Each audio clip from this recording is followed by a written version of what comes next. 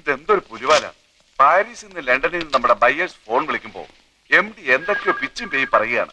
ഇതെന്താ സംസാരിക്കുന്നറിയാൻ ഞാൻ ക്യാബിനിൽ ചെന്നപ്പോ എന്നെയും അയാൾ തെറി വിളിച്ച് പുറത്താക്കി. എടോ, ഞാൻ അയാളെ കൊണ്ട് ഇവിടെ വട്ടളയിരിക്കുക. എന്താ ചെയ്യാ, വലിയ മുതലാളിയുടെ മരുമനായി പോയില്ലേ. ആ ചന്ദ്രാമ എന്ത് കണ്ടിട്ടാ വിവരം കെട്ടവനെ കിട്ടിയത് എനിക്ക് ഒരു പിടിയും കിട്ടില്ല. വരുന്നിടത്ത് വെച്ച് കാണാം, അല്ലാതെ. അതായത് സാറിന്റെ കമ്പനിക്ക് എന്റെ കമ്പനിയുടെ തുണി തരാം. കഴിഞ്ഞ 2 കൊല്ലമായി സാറേ ഞാൻ ഇതിനു വേണ്ടി ഇവിടെ കയറി ഇറങ്ങാൻ തുടങ്ങിയിട്ട്.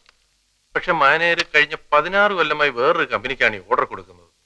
സത്യം പറയാമല്ലോ സാർ, 5000 രൂപ വരെ കമ്മീഷൻ കൊടുക്കാമെന്ന് പറഞ്ഞതാ.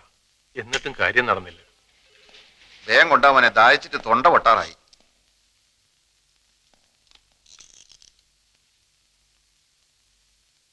പഞ്ചാര കൂടുതലാണ്, നന്നാറി എസൻസ് ചേർത്തിട്ടില്ല.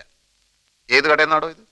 പോസ്റ്റ് ഓഫീസിനടുത്തുള്ള ആ ഹമുക്കിനോട് ചെന്ന് പറ, ഇങ്ങനെയല്ല ഗ്രേപ്പ് ജ്യൂസ് ഉണ്ടാക്കാൻ. ഓൻ അറിഞ്ഞൂടെങ്കിൽ ഇങ്ങോട്ട് വരാൻ പറ, നമ്മൾ പറഞ്ഞു കൊടുക്കാം. നാരങ്ങ പിഴിഞ്ഞിട്ടില്ലെന്ന്. ഈടെ ജ്യൂസ് എന്താ വേണ്ടിയത്? Grape, pineapple, orange, mango, sathukudi? ഒന്നും വേണ്ട, താങ്ക്സ്. ഇനിയിപ്പോ